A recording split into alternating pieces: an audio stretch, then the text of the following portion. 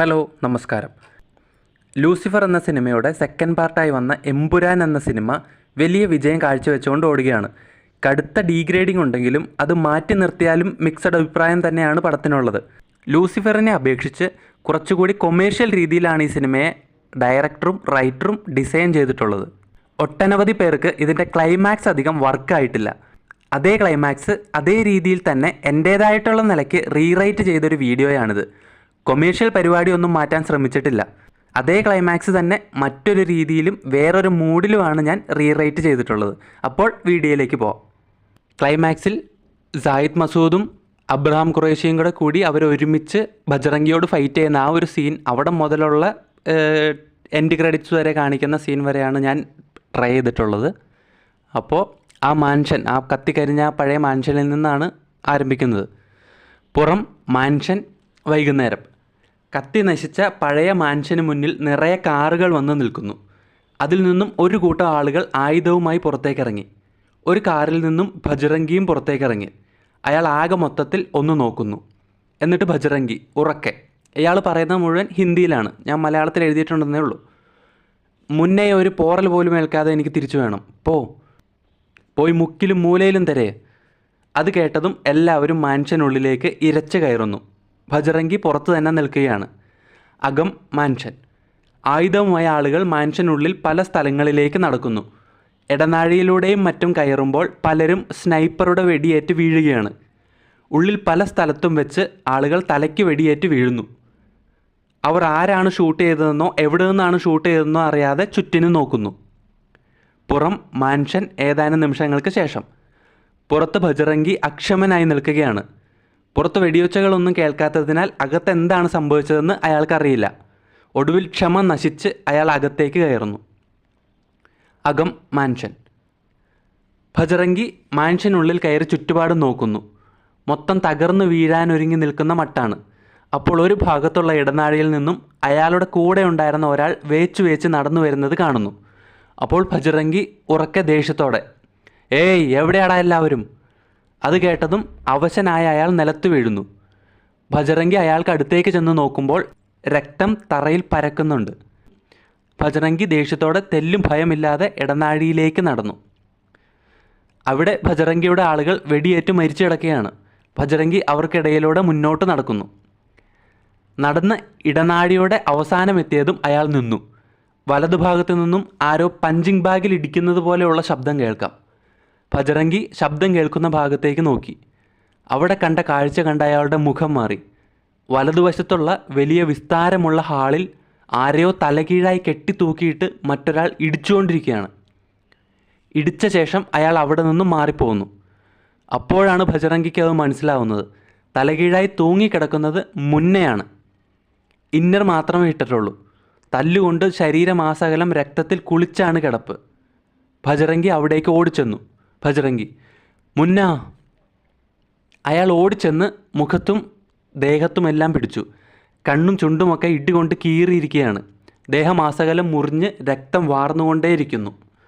മുന്നേ ഇടിച്ചുകൊണ്ടിരിക്കുന്നയാൾ അവിടെ മാറി പുറംതിരിഞ്ഞ് നിന്ന് കൈപ്പത്തിയിൽ ചുറ്റിയിരിക്കുന്ന ഫൈറ്റേഴ്സ് ധരിക്കുന്ന ടേപ്പ് അഴിച്ചു കളയുകയാണ്. ഷർട്ട് ധരിച്ചിട്ടില്ല, ഫിറ്റായ ബോഡിയാണ്. അപ്പോൾ ബജ്റംഗി ദേഷ്യത്തോടെ, നീ ആരാ? അപ്പോൾ മുന്ന മെല്ലെ എന്തോ പറയാൻ ശ്രമിക്കുകയാണ്. ഇടികൊണ്ട് കലങ്ങിയിരിക്കുന്നതിനാൽ ശബ്ദം വ്യക്തമായി പുറത്തേക്ക് വരുന്നില്ല. എങ്കിലും അടഞ്ഞ ശബ്ദത്തിൽ അവശതയോടെ മുന്ന, ഭയ്യ ഇവിടെ നിന്ന് പോ. അത് പറയുമ്പോൾ അയാൾ ബജ്റംഗിയുടെ നേർക്ക് തിരിയുന്നു. അത് സായിദ് മസൂദാണ്. കണ്ണ് ദേഷ്യം കൊണ്ട് ചുവന്നിരിക്കുന്നു. ബജ്റംഗി മനസ്സിലാകാത്തതുപോലെ സായിദിനെ നോക്കുന്നു. അപ്പോൾ സായിദ് ഹിന്ദിയിൽ, നിനക്കെന്നെ മനസ്സിലായില്ലേ? സായിദ് മെല്ലെ ബജ്റംഗിയുടെ അടുത്തേക്ക് നടന്നു വന്നു. എന്നിട്ട് സായിദ്, നോക്ക്, എൻ്റെ കണ്ണുകളിലേക്ക് നോക്ക്, നിനക്ക് ഓർമ്മ വരും. ഇതെല്ലാം ഹിന്ദിയിലാണ്, ഞാൻ മലയാളത്തിൽ എഴുതിയിട്ടുണ്ടെന്നേ ഉള്ളൂ. സായിദിൻ്റെ കണ്ണുകൾ ദേഷ്യം കൊണ്ട് ചുവന്നിരിക്കുകയാണ്. അവൻ്റെ കണ്ണുകളിലേക്ക് നോക്കുമ്പോൾ പണ്ടത്തെ കലാപത്തിൻ്റെ ദൃശ്യങ്ങൾ ബജ്റംഗിയുടെ മനസ്സിലൂടെ മിന്നിമറയുന്നത് കാണിക്കുന്നു. ബജ്റംഗി എന്തൊക്കെയോ മനസ്സിലാകുന്ന മട്ടിൽ മുന്നയെയും സായിദിനെയും മാറി മാറി നോക്കി. അപ്പോൾ പണ്ടത്തെ കലാപത്തിൻ്റെ ദൃശ്യങ്ങൾക്കൊപ്പം മുന്ന ഹാനിയെ റേപ്പ് ചെയ്യുന്ന ദൃശ്യങ്ങളും കാണിക്കുന്നു. സായിദ് ബജ്റംഗിയുടെ മുന്നിൽ വന്ന് നിന്നു. എന്നിട്ട് സായിദ്, നീ കൊല്ലുന്നതിന് തൊട്ടു മുൻപ് ഒരു വൃദ്ധ നിന്നോട് പറഞ്ഞത് നീ ഓർക്കുന്നുണ്ടോ? അത് കേട്ട് ഭജറങ്കിയുടെ മുഖം മാറുന്നു. അപ്പോൾ പണ്ടത്തെ കലാപത്തിൽ നീ ചെയ്യുന്നതെല്ലാം മറ്റൊരാൾ കാണുന്നുണ്ട് എന്ന് സുരയ്യ ബീബി ഭജറങ്കിയോട് പറയുന്ന ദൃശ്യം കാണിക്കുന്നു. സായിദ് മറഞ്ഞിരുന്നത് കാണുകയാണ്. അതായത് ചെറുപ്പത്തിലെ സായിദ്, ചെറുതായിരിക്കുന്ന സായിദ് മറഞ്ഞിരുന്നത് കാണുകയാണ്. ഭജറങ്കി മെല്ലെ പിന്നോട്ട് ചുവട് വെച്ചു. അപ്പോൾ സായിദ്, നാളിതുവരെ നിനക്ക് വേണ്ടി ഞാൻ കരുതി വെച്ച എൻ്റെ പ്രതികാരം അതിന്ന് ഞാൻ തീർക്കും. അത് പറഞ്ഞതും ഭജറങ്കി സായിദിനെ ഇടിക്കാൻ ശ്രമിച്ചെങ്കിലും സായിദ് തൻ്റെ മുഖത്തോട് ഇഞ്ചോടിഞ്ച് വ്യത്യാസത്തിൽ ആ കൈ ബ്ലോക്ക് ചെയ്യുന്നു. എന്നിട്ട് സായിദ്, ഒറ്റ ബുള്ളറ്റിൻ്റെ ലാഘവത്തിൽ ചാകാൻ പാടില്ല നീ. സായിദ് അയാളെ തിരിച്ചിടിക്കുന്നു. ഇടികൊണ്ട് അയാൾ തെറിച്ചു വീഴുന്നു. എന്നാൽ ഭജറങ്കി ചാടി എണീറ്റു. എന്നിട്ട് ദേഷ്യത്തോടെ കൈ ഉയർത്തിക്കൊണ്ട്, കുറുകെ നിന്നിട്ടുള്ള എല്ലാവരുടെയും ചോര കുടിച്ച കൈയായത്. അതിന് ഒരു ജീവനാണെങ്കിലും 10 ജീവനാണെങ്കിലും ഒരു നാട് മുഴുവനാണെങ്കിലും ശരി. അപ്പോൾ സായിദ്, ഇനി ഒരാളുടെയും നേർക്കുയരില്ല ആ കൈ. അത് പറഞ്ഞുകൊണ്ട് സായിദ് ഭജറങ്കിയെ ഇടിക്കുന്നു. രണ്ടുപേരും കൊണ്ടും കൊടുത്തും പരസ്പരം ഏറ്റുമുട്ടുന്നു. ഏതാനും മിനിറ്റുകൾ നീണ്ടു നിൽക്കുന്ന ഫൈറ്റിനൊടുവിൽ ഇടികൊണ്ട് അവശനായ ഭജറങ്കിയുടെ കൈ സായിദ് തിരിച്ചൊടിക്കുന്നു.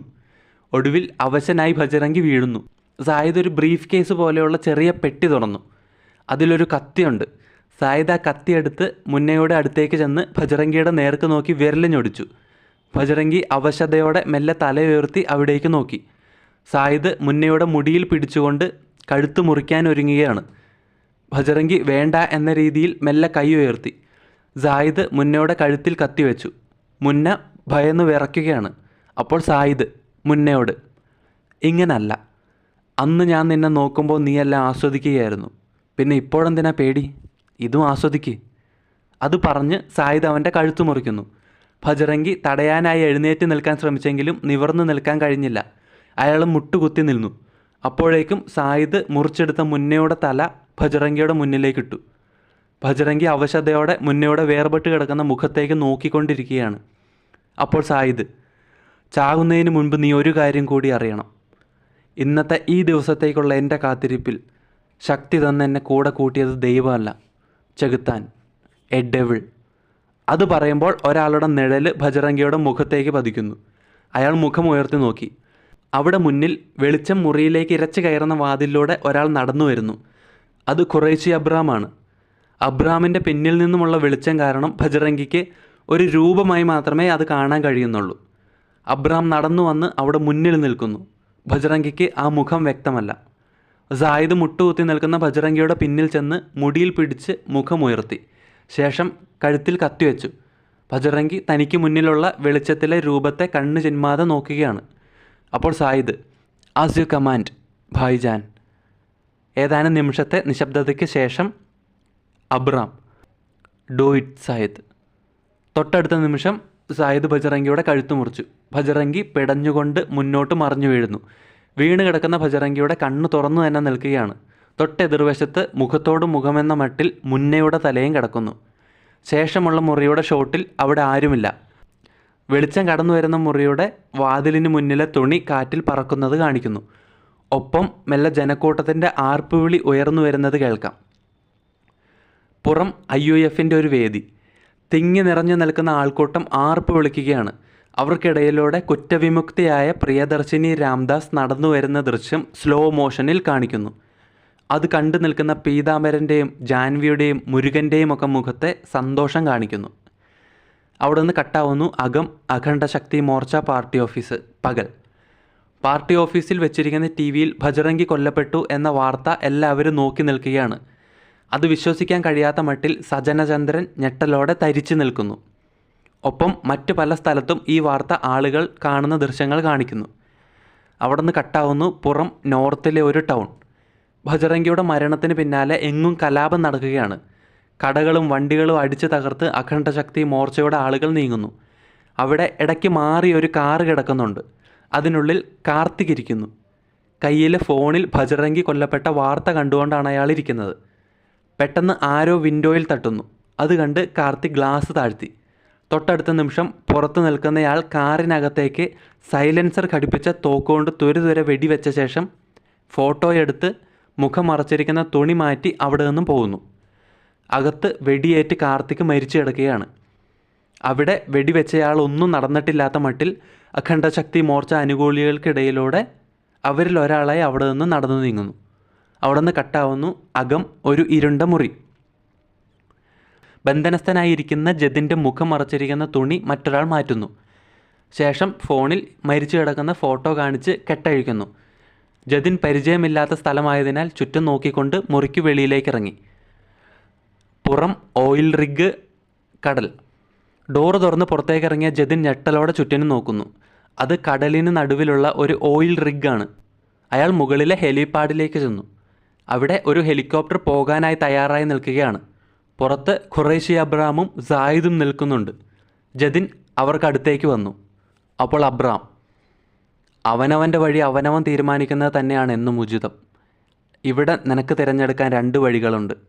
ജതിൻ അബ്രാമിനെ തന്നെ നോക്കി നിൽക്കുകയാണ്.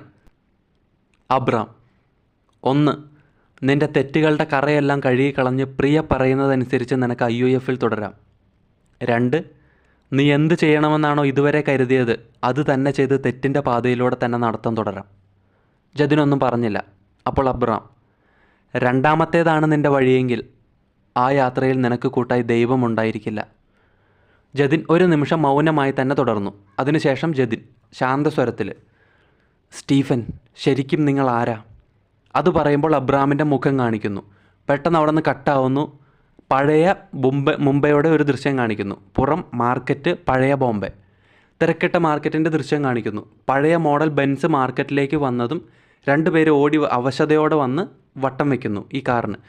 അത് 2 ഹിന്ദിക്കാരാണ്. അതിലൊരു ഹിന്ദിക്കാരൻ റാവുത്തർ ഭായ്. കാറിൽ നിന്നും റാവുത്തർ ഭായ് ഇറങ്ങി വരുന്നു. നിറയെ സ്വർണം ധരിച്ചുകൊണ്ട് ഒരു പ്രമാണി ലുക്ക്. അപ്പോൾ റാവുത്തർ ഹിന്ദിയിൽ: എന്താടാ, എന്താ ഇവിടെ നടക്കുന്നത്? അപ്പോൾ ഹിന്ദിക്കാരൻ: നമ്മുടെ ആളുകൾ മുഴുവൻ തല്ലി തീർത്തുകൊണ്ടിരിക്കുക, ആർക്കും അടുക്കാൻ പറ്റുന്നില്ല. അപ്പോൾ റാവുത്തർ ദേഷ്യത്തോടെ: അത്രയ്ക്ക് ഉറപ്പുള്ള ഏത് ടീമാടാ ഈ ബോംബെയിൽ? റാവുത്തർ ദേഷ്യത്തോടെ അവിടേക്ക് നടക്കുകയാണ്. നടന്നുകൊണ്ട് റാവുത്തർ: നമ്മുടെ ആളുകളോട് മുഴുവൻ മാർക്കറ്റിലേക്ക് വരാൻ പറ, ഇവർ എത്ര പേരുണ്ട്? അപ്പോൾ ഹിന്ദിക്കാരൻ: ഒരാളേ ഉള്ളൂ. അത് കേട്ട് റാവുത്തർ നിൽക്കുന്നു. എന്നിട്ട് റാവുത്തർ: ഒരാളോ? ആരാവൻ? പെട്ടെന്ന് അവിടെ നിന്ന് കട്ടാവുന്നു. ബാക്ക് ടു ഓയിൽ റിഗിൻ്റെ സീൻ. പുറം ഓയിൽ റിഗ്. അബ്രാം ഒരേ നിൽപ്പ് തന്നെ നിൽക്കുകയാണ്. ജതിൻ കൂടുതലൊന്നും പറയാതെ നടന്ന് ഹെലികോപ്റ്ററിൽ കയറുന്നു. സായിദും അബ്രാമും അത് നോക്കി നിൽക്കുകയാണ്. ജതിൻ ഹെലികോപ്റ്ററിൻ്റെ ഡോർ അടയ്ക്കുന്നു. ആ മുഖത്ത് മാനസാന്തരം എന്ന പോലെ തോന്നിക്കുന്ന ഒരു ഭാവമാണ്. ഹെലികോപ്റ്റർ അവിടെ നിന്ന് ഉയർന്ന് പൊങ്ങി കടലിന് മുകളിലൂടെ ദൂരേക്ക് പറന്നകലുന്നു. അവിടെ നിന്ന് കട്ടാവുന്നു. പുറം ബോറിസിൻ്റെ വീട്, USA, നൈറ്റ്. രാത്രി വീടിന് മുന്നിൽ ബോറിസ് കാറിൽ വന്നിറങ്ങുന്നു. അയാൾ വീടിനകത്തേക്ക് കയറി. അകം ബോറിസിൻ്റെ വീട്. അകത്ത് കയറി വാതിൽ ലോക്ക് ചെയ്ത് അയാൾ ലൈറ്റ് ഓൺ ചെയ്യുന്നു. ശേഷം ബുക്ക് ഷെൽഫിലെ ഒരു ബുക്കിൻ്റെ സ്ക്രീനിൽ ഫിംഗർ പ്രിൻ്റ് വെച്ച് രഹസ്യ അറയുടെ വാതിൽ തുറക്കുന്നു. അതിലൂടെ താഴേക്കിറങ്ങി അവിടെയുള്ള സിസ്റ്റം ഓൺ ചെയ്ത് അബ്രാമുമായി കോണ്ടാക്റ്റ് ചെയ്യാൻ ശ്രമിക്കുന്നതിന് ഒരുങ്ങിയതും അയാളൊന്ന് നിശ്ചലനാവുന്നു. തൊട്ട് പിന്നിൽ ആരോ ഒരാൾ നിൽക്കുന്നുണ്ട്. ബോറിസ് തിരിഞ്ഞു നോക്കുന്നു. അപ്പോൾ അവിടെ നിന്ന് കട്ടാവുന്നു. പുറം അകം ഹെലികോപ്റ്റർ. ഇൻറ്റീരിയറും എക്സ്റ്റീരിയറും കാണിക്കുന്നുണ്ട്. ഒരു ഹെലികോപ്റ്റർ സഞ്ചരിക്കുന്ന ദൃശ്യം കാണിക്കുന്നു. ഉള്ളിൽ അബ്രാമിൻ്റെ മൊബൈൽ ബെല്ലടിക്കുന്നു.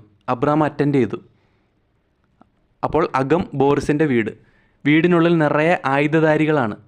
അവിടെ വലിയ വിൻഡോയോട് ചേർന്ന് ബോറിസ് രക്തമൊലിപ്പിച്ചുകൊണ്ട് മുട്ടുകുത്തി നിൽക്കുന്നു. തൊട്ടടുത്ത് ഒരാൾ ബോറിസിന് നേർക്ക് തോക്ക് ചൂണ്ടി നിൽക്കുന്നുണ്ട്. മുഖം കാണിക്കുന്നില്ല. പിന്നിൽ വലിയ ഡ്രാഗൻ്റെ സിമ്പലുണ്ട്. അയാളാണ് ഫോൺ ചെയ്യുന്നത്. അയാളുടെ ഈ ക്യാരക്ടറിൻ്റെ പേരെന്താണെന്ന് സിനിമയിലും പറഞ്ഞിട്ടില്ലെന്നാണ് എൻ്റെ വിശ്വാസം. അതുകൊണ്ട് ഞാൻ ആ ക്യാരക്ടറിനെ ഡ്രാഗൺ എന്ന പേരിലാണ്, എന്ന ആ ഒരു കോഡ് നെയിം ഉപയോഗിച്ചാണ് ഇവിടെ പറയുന്നത്. ഡ്രാഗൺ ശരിയായ ആളോട് തന്നെയാണ് സംസാരിക്കുന്നതെന്ന് വിശ്വസിക്കുന്നു. എൻ്റെ ബ്രദർ കബൂഗയെ നീ കൊന്നു. അപ്പോൾ അതാരാണെന്ന് മനസ്സിലാകാതെ നിൽക്കുന്ന അബ്രാമിനെ കാണിക്കുന്നു. ഈ സംഭാഷണം വേറെ ലാംഗ്വേജിലാണ്, ഞാൻ മലയാളത്തിൽ എഴുതുന്നതേ ഉള്ളൂ. എന്നിട്ട് ഡ്രാഗൺ: അതിന് പകരം നിൻ്റെ ബ്രദറിനെ ഞാൻ പറഞ്ഞയക്കുക. അപ്പോൾ അവിടെ നിന്ന് കട്ടാവുന്നു. അകം ഹെലികോപ്റ്റർ. അത് കേട്ട് അബ്രാം നേരിയ ഭയത്തോടെ മുഖം തിരിച്ചു നോക്കുന്നു. അടുത്ത് സായിദുണ്ട്. അവൻ എന്തെങ്കിലും സംഭവിക്കുമോ എന്ന ഭയം അബ്രാമിൻ്റെ മുഖത്തുണ്ട്. അപ്പോൾ ഡ്രാഗൻ്റെ ശബ്ദം: അവൻ പോകുന്നത് നീ നിൻ്റെ കണ്ണുകൊണ്ട് കാണണം. വൈകിയാൽ ചിലപ്പോൾ അത് മിസ്സാവും. അവസാനം പറഞ്ഞു കഴിയുമ്പോൾ കട്ടാവുന്നു. കോള് കട്ടാവുന്നു. അബ്രാമിൻ്റെ മുഖം ആകെ മാറുന്നു. സായിദിൻ്റെ മുഖത്തും പരിഭ്രാന്തിയാണ്. അവിടെ നിന്ന് ആ സീൻ കട്ടാവുന്നു. അകം ഒരു ഹോസ്പിറ്റൽ റൂം. ജതിൻ മെല്ലെ ഒരു മയക്കത്തിൽ നിന്നെന്ന പോലെ കണ്ണു തുറക്കുന്നു. അയാളൊരു മെഡിക്കൽ ബെഡിലാണ്. അടുത്ത് ചെറിയ കിളിക്കൂടുകളുണ്ട്. ഡോക്ടർ അതിൽ കിളികളോട് സംസാരിച്ച് അവറ്റകൾക്ക് തീറ്റയിട്ട് കൊടുക്കുകയാണ്. എന്നാൽ കൂടുകൾക്കുള്ളിൽ ജീവനുള്ള കിളികൾക്ക് പകരം പേപ്പറുകൾ കിളിയുടെ രൂപത്തിൽ വെട്ടിവെച്ചിരിക്കുകയാണ്. ജതിൻ്റെ കൈകളും കാലുകളും ഇളക്കാൻ കഴിയാത്ത രീതിയിൽ കെട്ടിയിട്ടിരിക്കുന്നു. മാത്രമല്ല എന്തോ മരുന്ന് ഡ്രിപ്പ് ഇട്ടിട്ടുണ്ട്. അവൻ കൈകൾ ഇളക്കാൻ നോക്കുന്നു, എന്നാൽ അനങ്ങാൻ കഴിയുന്നില്ല. അവിടെ തോക്കുമായി നിൽക്കുന്ന ആഫ്രിക്കക്കാരാണ് നിറയെ. ജതിൻ കയ്യിലെ കെട്ട് പൊട്ടിക്കാൻ ശ്രമിക്കുന്നു. അപ്പോൾ ഡോക്ടർ, അനങ്ങിയിട്ട് കാര്യമില്ല, ഇതെന്താണെന്നറിയാമോ? അത് കേട്ട് ജതിൻ അവിടേക്ക് നോക്കി. ഡോക്ടർ ആ മരുന്നിനെ നോക്കിയാണ് പറഞ്ഞത്. ഇതും വേറെ ലാംഗ്വേജിൽ തന്നെയാണ് പറയുന്നത്. Doctor, poison. എന്നിട്ട് ക്ലോക്കിൽ നോക്കുന്നു. ഇനി 20 മിനിറ്റ് സമയമുണ്ട്. അതിനുള്ളിൽ ഇത് മുഴുവനും അകത്ത് കയറും. പിന്നെ മരണം. വെറും മരണമല്ല, ഓരോ ബ്ലഡ് സെല്ല് മുതൽ അവയവങ്ങൾ വരെ ഉള്ളിൽ കിടന്ന് പൊട്ടും. Like Christmas. അയാൾ പൊട്ടിച്ചിരിക്കുന്നു. ജതിൻ്റെ മുഖം ആകെ മാറി. അയാൾ പൊട്ടിക്കാൻ ശ്രമിക്കുന്നുണ്ടെങ്കിലും കൈയൊന്നും അനക്കാൻ ശ്രമിക്കുന്നില്ല. ഇത് കാണുമ്പോൾ ഡോക്ടർ വീണ്ടും വീണ്ടും ചിരിക്കുന്നു. പരിഹാസത്തോടെ പുച്ഛത്തോടെ ചിരിക്കുന്നു. അകം ഡ്രാഗൻ്റെ മാൻഷൻ, ചൈന. ചൈനയിലെ മാൻഷൻ്റെ അകത്തേക്ക് ഡ്രാഗൺ കയറി വരുന്നു. മുന്നിൽ പ്രായമായ ഒരാളിരിക്കുന്നുണ്ട്. ഡ്രാഗൻ്റെ മുഖം ഇവിടെയും കാണിക്കുന്നില്ല. അപ്പോൾ ഡ്രാഗൺ, കബൂഗ ഈസ് ഡെഡ്. പക്ഷെ അതിനുള്ള പണി ഞാൻ കൊടുത്തിട്ടുണ്ട്. ഇതോടെ ഇവിടെ ഒരു യുദ്ധം തുടങ്ങാൻ പോവാം. അതിനു മുൻപ് KAയെ പറ്റി എല്ലാ വിവരങ്ങളും എനിക്കറിയണം. അപ്പോൾ വൃദ്ധൻ, കൂടുതലൊന്നും അറിയില്ല, പക്ഷെ ഒറ്റയ്ക്ക് വന്നവനാ. അപ്പോൾ അവിടെ നിന്ന് കട്ടാവുന്നു. പുറം മാർക്കറ്റ് തുടർച്ച. ആ മാർക്കറ്റിൻ്റെ സീൻ തന്നെ കാണിക്കുകയാണ്, കണ്ടിന്യൂവേഷൻ. തിരക്കിട്ട മാർക്കറ്റിൽ ഒരു ഭിക്ഷക്കാരൻ പെട്ടിക്കടയിൽ നിന്ന് സോഡ വാങ്ങുന്നു. ഭിക്ഷക്കാരൻ വെപ്രാളത്തോടെ, സോഡ, തണുത്തത് തന്നെ വേണം. നിറയെ ആളുകൾ തടിച്ചു കൂടിയിരിക്കുകയാണ്. ഭിക്ഷക്കാരൻ സോഡ എടുത്ത് വെപ്രാളത്തിൽ അപ്പുറത്തേക്ക് ഓടി ചെല്ലുന്നു. അയാൾ ഭയങ്കര സന്തോഷത്തിലാണ്. അവിടെ കുറേ പേര് തല്ലുകൊണ്ട് നിലത്ത് വീണ് കിടക്കുകയാണ്. നിറയെ പേര് തല്ലുകൊണ്ട് നിലത്ത് കൂടി കിടക്കുകയാണ്. കുറേ പേര്. നടുവിൽ ഒരു യുവാവ് അത്രയും പേരെ തല്ലിയിട്ട് നടുവിൽ തന്നെ ഒരു കസേരയിട്ട് അവശതയോടെ അതിൽ ചാരിയിരിക്കുന്നു. ഭിക്ഷക്കാരൻ സന്തോഷത്തോടെ സോഡ അവന് നീട്ടുന്നു. അവനത് വാങ്ങുന്ന കയ്യുടെ ദൃശ്യം കാണിക്കുന്നു. അവിടെ നിന്ന് കട്ടാവുന്നു. Mental asylum. വീണ്ടും മെൻ്റൽ ഹോസ്പിറ്റലിൻ്റെ ആ സീനിലേക്ക് മാറുന്നു. ജതിൻ ആകെ ഭയന്നിരിക്കുകയാണ്. ഡോക്ടർ മരുന്നിലേക്ക് സൂക്ഷിച്ചു നോക്കുന്നു. എന്നിട്ട് ഡോക്ടർ, 20 മിനിറ്റ്, നിനക്കിനി ഫുൾ എൻ്റർടൈൻമെൻറ്റ്. പെട്ടെന്ന് പുറത്തുനിന്ന് എവിടെ നിന്നോ വലിയൊരു സ്ഫോടനം ഉണ്ടായതിൻ്റെ നടുക്കം കേൾക്കുന്നു. ആകെ മൊത്തത്തിൽ ഒന്ന് കുലുങ്ങിയാണ്. ഡോക്ടർ ഒന്നും മനസ്സിലാകാത്ത മട്ടിൽ നിന്നു. അവിടെയുള്ള ആഫ്രിക്കക്കാർ മുഴുവൻ തോക്കുമായി പുറത്തേക്ക്, എന്താണ് സംഭവിക്കുന്നതെന്ന് അറിയാൻ പുറത്തേക്ക് ഓടുകയാണ്. അപ്പോൾ ജതിൻ, നിങ്ങൾക്കുള്ള എൻ്റർടൈൻമെൻറ്റ് വരുന്നുണ്ട്. അത് കേട്ട് ഡോക്ടറിൻ്റെ മുഖം മാറുന്നു. അതൊരു ഒറ്റപ്പെട്ട സ്ഥലത്തുള്ള പ്രവർത്തനമില്ലാതെ പൂട്ടിക്കിടക്കുന്ന ഒരു ഹോസ്പിറ്റൽ കെട്ടിടമാണ്. മെൻ്റൽ അസൈലമാണ്. ഉള്ളിൽ നിറയെ തോക്കുധാരികളാണ്. അവരെല്ലാവരും അലർട്ടാവുന്നു. പുറം ഹോസ്പിറ്റൽ. പുറത്തേക്ക് നിറയെ ആഫ്രിക്കക്കാർ ഇറങ്ങി ചെല്ലുന്നു. മുന്നിൽ ഒരു ഹെലികോപ്റ്റർ ഉയർന്നു നിൽക്കുകയാണ്. എല്ലാവരും ഹെലികോപ്റ്ററിന് നേരെ തോക്ക് ചൂണ്ടിയതും പെട്ടെന്ന് ഹെലികോപ്റ്ററിൽ നിന്നും ഒരു മിസൈൽ വന്ന് പതിക്കുന്നു. വലിയൊരു സ്ഫോടനമുണ്ടായി. ആകെ തീയും പുകയുമാണ്. കൂടുതൽ ആഫ്രിക്കക്കാർ അവിടേക്ക് വരുമ്പോൾ ഹെലികോപ്റ്റർ ദൂരേക്ക് പറന്നകലുന്നു. ആഫ്രിക്കക്കാരത് നോക്കി നിൽക്കുമ്പോൾ മുന്നിലെ സ്ഫോടനത്തിൻ്റെ പുകയിൽ നിന്നും മറ്റൊരു മിസൈൽ വരുന്നു. അത്രയും ആഫ്രിക്കക്കാർ പൊട്ടിത്തെറിച്ച് അവിടെ മരിക്കുന്നു. ദേഹമാസകലം പൊള്ളി ഒരു ആഫ്രിക്കക്കാരൻ തല ഉയർത്തി നോക്കുമ്പോൾ പുകയിൽ നിന്നും അബ്രാം നടന്നു വരുന്നത് കാണിക്കുന്നു. ഒപ്പം സായിദ് കയ്യിലെ മിസൈൽ ലോഞ്ചർ എറിഞ്ഞു കളഞ്ഞ് തോക്കെടുത്ത് വരുന്നു. പിന്നാലെ ഒരു കൂട്ടം അബ്രാമിൻ്റെ പട്ടാളവുമുണ്ട്. തല ഉയർത്തിയ ആഫ്രിക്കക്കാരൻ്റെ തലയിൽ നടന്നുകൊണ്ട് തന്നെ അബ്രാം വെടിവെക്കുന്നു. അവർ നടന്ന് ആ കൂറ്റൻ ഹോസ്പിറ്റൽ ബിൽഡിങ്ങിനകത്തേക്ക് കയറുന്നു. അകം ഹോസ്പിറ്റൽ.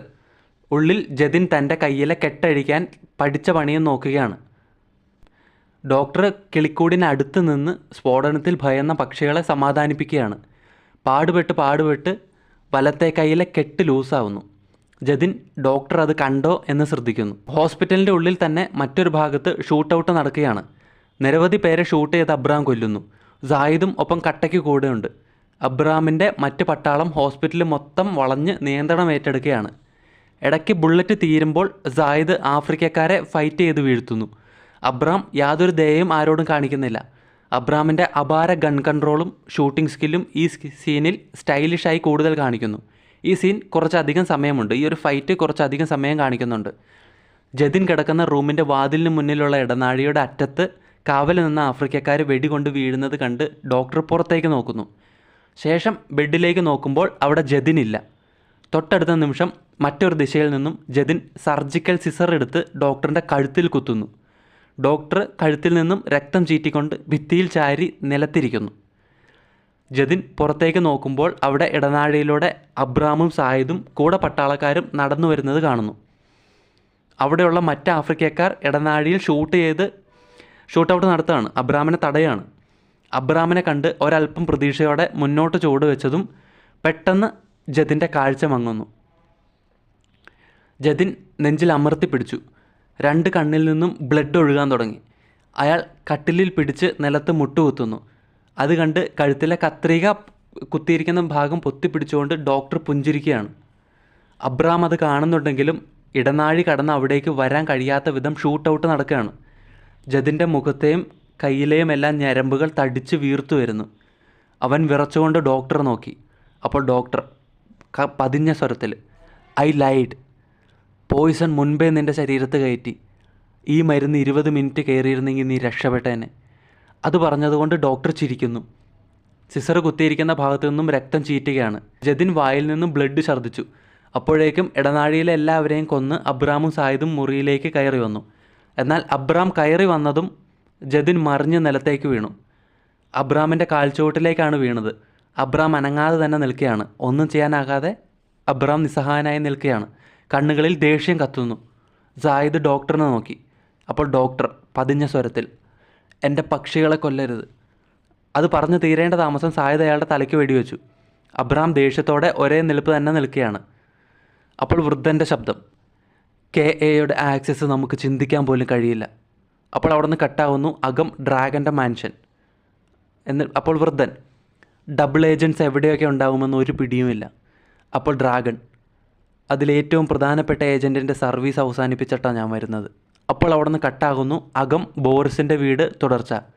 അബ്രാമിനെ വിളിച്ച കോള് കട്ട് ചെയ്ത് ഡ്രാഗൺ ബോറിസിനെ ഷൂട്ട് ചെയ്യുന്നു. തലയ്ക്ക് വെടിയേറ്റ് ബോറിസ് മറിഞ്ഞു വീഴുന്നത് കാണിക്കുന്നു. അവിടെ നിന്ന് കട്ടാവുന്നു അകം ഡ്രാഗൻ്റെ മാൻഷൻ തുടർച്ച. അത് കേട്ട് വൃദ്ധൻ ഡ്രാഗനെ നോക്കുമ്പോൾ മെല്ലെ അയാളുടെ മുഖവും റിവീൽ ചെയ്യുന്നു. ഇവിടെയാണ് ഡ്രാഗൻ്റെ മുഖവും ഓഡിയൻസിന് റിവീൽ ചെയ്യുന്നത്. സിനിമയിലും ഏറെക്കുറെ ഇങ്ങനെ തന്നെയാണ്. അപ്പോൾ ഡ്രാഗൺ, ടെൽമി, ചെറുതോ വലുതോ ആയിക്കോട്ടെ, അവനെപ്പറ്റി നിങ്ങൾക്ക് എന്തെല്ലാം അറിയാമെന്ന് എനിക്കറിയണം. അപ്പോൾ അവിടെ നിന്ന് കട്ടാവുന്നു മെൻ്റൽ ഹോസ്പിറ്റൽ. അവിടെ ആരുമില്ല. അബ്രാമും എല്ലാവരും അവിടെ നിന്നും പോയി കഴിഞ്ഞു. ജതിൻ്റെ ബോഡിയും അവിടെയില്ല. ഡോക്ടർ തലയ്ക്ക് വെടിയേറ്റ് ചാരിയിരിക്കുന്നുണ്ട്. ക്യാമറ പതിയെ കിളിക്കൂടിൻ്റെ ഭാഗത്തേക്ക് സൂം ആവുന്നു. അതിനുള്ളിൽ ഒരു ചെറിയ കാർഡിൽ ഗുഡ് ലക്ക് KA എന്നെഴുതിയിട്ടുണ്ട്. അപ്പോൾ ഡ്രാഗൻ്റെ ശബ്ദം, tell me everything you know about KA. അത് പറയുമ്പോൾ അവിടുന്ന് കട്ടാവുന്നു പുറം മാർക്കറ്റ് തുടർച്ച. അവിടെ കസേര ഇട്ടിരിക്കുന്ന യുവാവിൻ്റെ ചുറ്റും കൂടിയിരിക്കുന്ന ജനക്കൂട്ടത്തിനിടയിലേക്ക് റാവുത്തർ ഗുണ്ടകളുമായി വരുന്നു. എല്ലാവരുടെയും കയ്യിൽ കത്തികളുണ്ട്. അപ്പോൾ റാവുത്തർ, ഏയ്, റാവുത്തറിൻ്റെ ടെറിട്ടറി കയറാൻ ഏത് വരത്തനാടാ ഇത്രയും ധൈര്യം? കൊത്തി നുറുക്കവനെ. അത് കേട്ട് ഗുണ്ടകൾ മുന്നോട്ട് നടന്നതും ആ ഭിക്ഷക്കാരൻ വെപ്രാളത്തിൽ റാവുത്തറെ തടഞ്ഞു. എന്നിട്ട് ഭിക്ഷക്കാരൻ, വേണ്ട വേണ്ട. അപ്പോൾ റാവുത്തർ, മുന്നിൽ നിന്ന് മാറിയില്ലെങ്കിൽ ആ കൂടെ നിന്നെയും നുറുക്കും. അപ്പോൾ ഭിക്ഷക്കാരൻ വെപ്രാളത്തിൽ, എലി, പൂച്ച, ആട്, മാട് എല്ലാം വേഗം ഓടി രക്ഷപ്പെട്ടോ. കാട് മാറി കയറിയിരിക്കുന്നത് ഒരു സിംഹക്കുട്ടിയാണ്. അത് കേട്ട് റാവുത്തർ അവനെ നോക്കുന്നു. അപ്പോൾ ഭിക്ഷക്കാരൻ, സിംഹം ഇറങ്ങിയാൽ ഓടിക്കാൻ നിൽക്കരുത്, കണ്ടാൽ ഓടിക്കോണം. അത് പറയുമ്പോൾ ആ യുവാവ് മുഖമുയർത്തി നോക്കുന്നു. മുഖം കാണിക്കുന്നില്ല, പക്ഷേ കണ്ണുകൾ കാണിക്കുന്നു. പെട്ടെന്ന് ആകെ ഇരുട്ടാവുന്നു. 2 സെക്കൻഡ് ഇരുട്ടിൽ നിശബ്ദമായി തുടർന്ന ശേഷം ഹൈ മ്യൂസിക് ചാർജ് ചെയ്ത് വരുമ്പോൾ ഇവിടെ L3 എന്ന് എഴുതി കാണിക്കുന്നു. അങ്ങനെ തുടർന്ന് എൻഡ് ക്രെഡിറ്റ്സ് കാണിക്കുന്നു. സോ എൻ്റേതായിട്ടുള്ള രീതിക്ക് ഞാൻ മാറ്റി എഴുതിയിരിക്കുന്ന ഒരു ക്ലൈമാക്സ് ഇതാണ്. വലിയ വ്യത്യാസമൊന്നുമില്ല. ചില സീനുകൾ ഞാൻ ആഡ് ചെയ്തിട്ടുണ്ടെന്നേ ഉള്ളൂ. അത് സിനിമ കാണുമ്പോൾ നിങ്ങൾക്ക് മനസ്സിലാവും. ആ ഒരു അവസാനത്തെ കൊമേഴ്ഷ്യൽ ഫൈറ്റ് എനിക്കധികം ദഹിച്ചില്ല. അത് മെനക്കാണ് എടുത്തു വെച്ചിരിക്കുന്നതെങ്കിലും ആ ഒരു സീൻ അധികം എനിക്ക് ദഹിച്ചില്ല. അത് ഈ ഒരു രീതിയിലായിരുന്നെങ്കിൽ പിന്നെയും നന്നായിരിക്കുമെന്ന് തോന്നിയോണ്ടാണ് ഇങ്ങനെ എഴുതിയത്. അപ്പോൾ എന്താണ് നിങ്ങളുടെ അഭിപ്രായം എന്നുള്ളത് കമൻറ്റ് ബോക്സിൽ പറയുക. നിങ്ങൾക്ക് ഇഷ്ടപ്പെട്ടെങ്കിൽ ലൈക്ക് ചെയ്യുക, ഷെയർ ചെയ്യുക, സബ്സ്ക്രൈബ് ചെയ്യുക. അപ്പോൾ മറ്റൊരു വീഡിയോയിൽ മറ്റൊരു തിരക്കഥയുമായി വീണ്ടും വരാം.